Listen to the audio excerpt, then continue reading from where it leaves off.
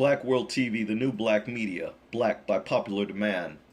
Family, as we get closer to seeking justice for Breonna Taylor, yet again, the so-called authorities are throwing a wrench in the Breonna Taylor's case yet again. So today I read that Breonna Taylor's ex-boyfriend was offered a plea deal if he would claim that Taylor was part of an organized crime syndicate. Jamarcus Glover turned down that plea deal that would have implicated Breonna Taylor in his alleged crimes. Breonna Taylor's ex-boyfriend was offered a plea deal if he would claim that she was part of the organized crime syndicate.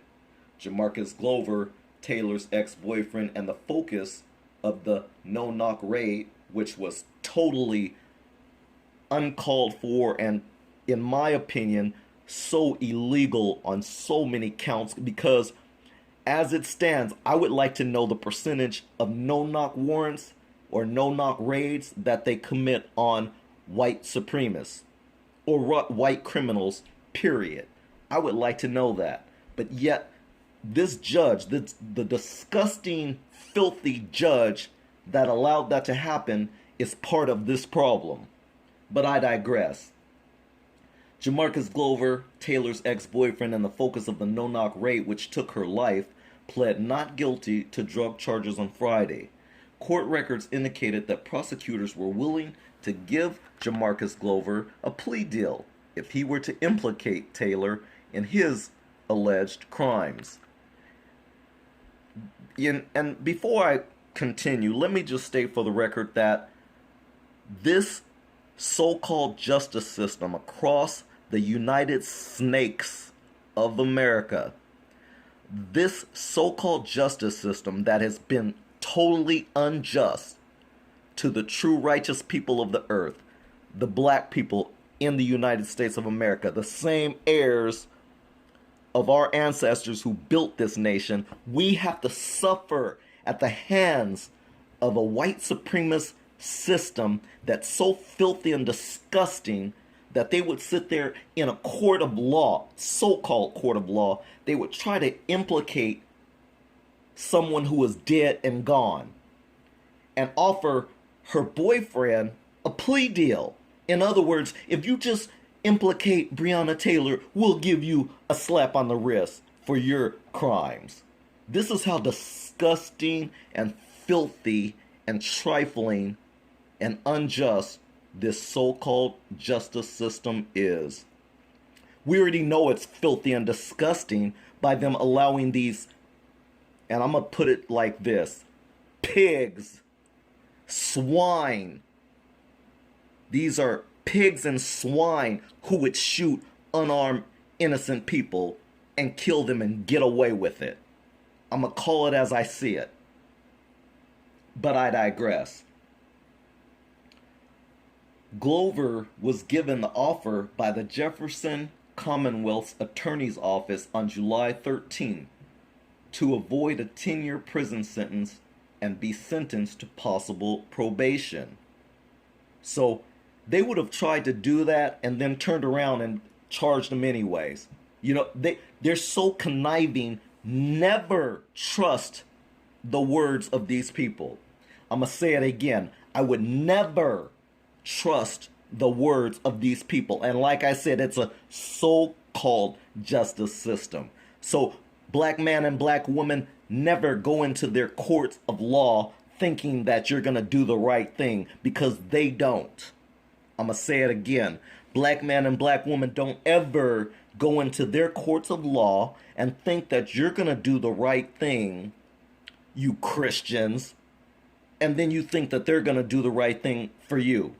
It doesn't work that way. But you as a Christian, you're going to have to learn the hard way and bump your head, I'm sure. But I digress. So, in return for leniency, he was required to admit that he and co-defendants were involved in a drug trafficking operation in Louisville, Kentucky through April 22nd. According to court records, the crime syndicate sold drugs from an abandoned warehouse and vacant houses in Louisville. Taylor, 26, lived just 10 miles away. Jamarcus Glover, 30 years old, turned down the plea deal. An attorney representing Taylor's family in a wrongful death lawsuit blasted officials for the lengths to which those within the police department and Commonwealth's attorneys went to after Breonna Taylor's killing to try and paint a picture of her which was vastly different than the woman she truly was, Sam Aguilar said. The fact that they would try to even represent that she was a co-defendant in a criminal case more than a month after she died, i.e. was murdered, is absolutely disgusting. Jamarcus Glover told the Louisville Courier-Journal last week that police were attempting to shift the narrative around her death. She died on March 13th after a botched raid in her home in which officers shot her 8 times. No, they weren't officers. Those were gang members wearing police clothing, and they're still running the streets loose. I hope to God that something bad happens to them and their families. Karma.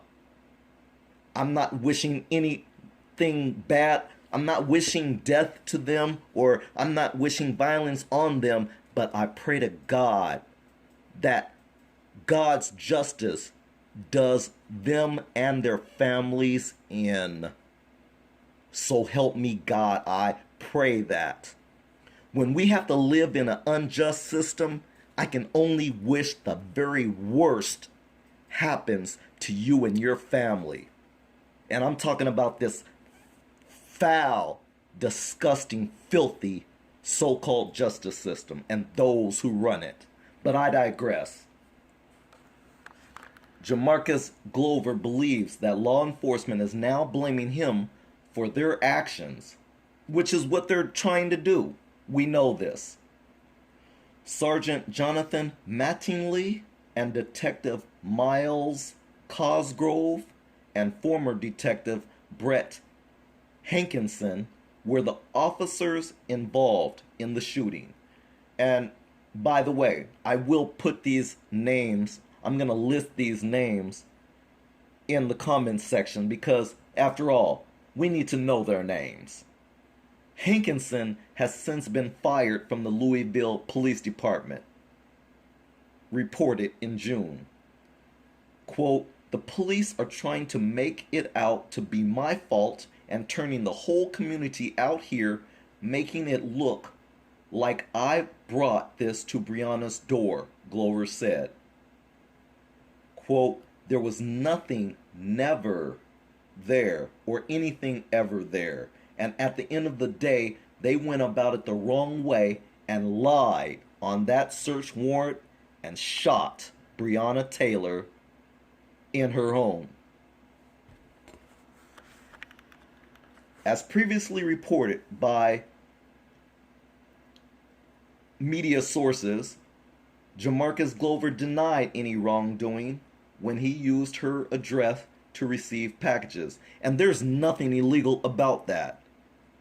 Unfortunately, white people make everything that we do into a negative, even though they do it constantly. But this is how white fragility and white racism operates. It's so hypocritical. He says, quote, "Nothing ever been illegal there," he told the Courier-Journal. Quote, "Getting shoes and clothes coming through the mail is not illegal. Nothing illegal at all." And that's true. Why the authorities would think something is illegal coming to their home, it's because they're black. Why else would they think anything negative? We know how white people operate in this country. But I digress. Glover said to his child's mother on recorded jailhouse calls that while Taylor had been holding money for him, The money was for phone bills, and that he believed that she became implicated in his alleged crimes because she bailed him out of jail. Quote, I don't understand how they going to serve a warrant for Bree's house, bruh, Glover says to a man on another call from jail.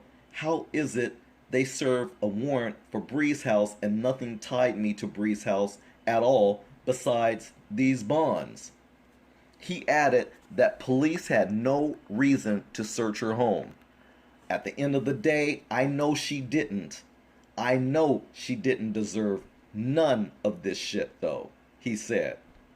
Police also believed incorrectly that Taylor was alone at home and unarmed while conducting surveillance on her home the night of the raid, according to case reports. Well, if that be the case, and let me pause for a second, if they believe that Taylor was alone at home and unarmed, you mean to tell me that they went in blazing, shooting guns indiscriminately? That's so reckless, and you don't have anyone arrested and under the jail for that? That's so disgusting and filthy.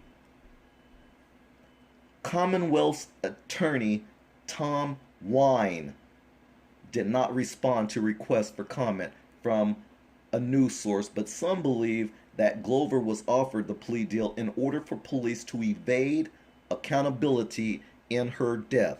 And I agree 100%.